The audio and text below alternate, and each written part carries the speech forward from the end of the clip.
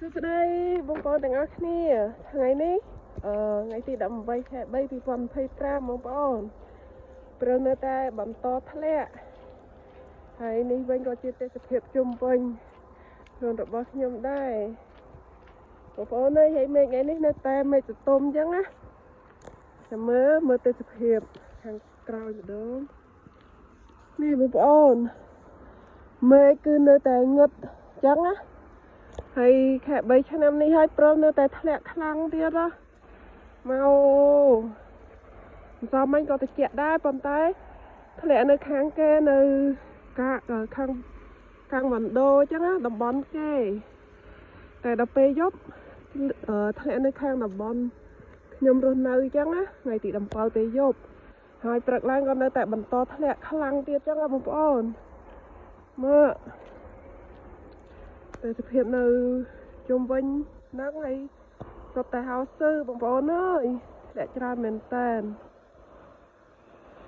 ប៉ុន្តែពេលព្រើកំពុងធ្លាក់ចឹងក៏អត់ទៅត្រជាក់ដែរក្នុងអំឡុងពេលខែ3ចឹងណាបងប្អូនគឺត្រៀមនឹងរដូវផ្ការីកតែឥឡូវ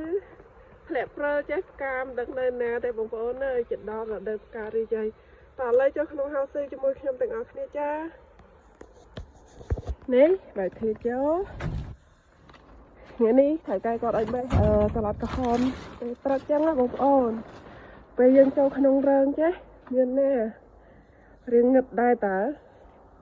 ងឹតព្រោះថាព្រើធ្លាក់មកនៅលើតបោបងប្អូនតែអញ្ចឹងទៅវានៅបាំងធ្វើជាមិនលប់អញ្ចឹងនៅក្នុងហៅស៊ឺគឺយើងតម្លាក់រើងចិត្តចេះអញ្ចឹងទៅក៏អត់មានខ្យល់ហើយចំហាយទៅជាអីចូលប្រហែលដែរវាចូលតិចរៀនតិចដែរអញ្ចឹងណាហើយថ្ងៃនេះវិញបេះពីក្រុមបងប្អូននោះនៅខាងក្រុមខ្ញុំ4នាក់ហើយក្រុមបងប្អូននេប៉ាល់ហ្នឹង3នាក់អញ្ចឹងបងប្អូនទាំងអស់គ្នាការងារថ្ងៃនេះ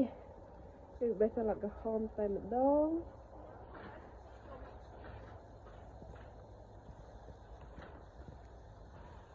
មើលរើកន្លែង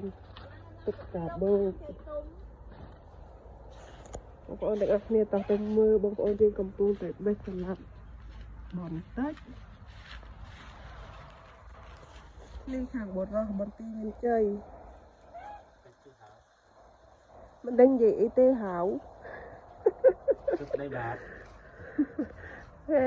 និយាយខ្មែរក៏បាននិយាយកូរ៉េទៅក៏អត់ស្ដាប់បានហើយ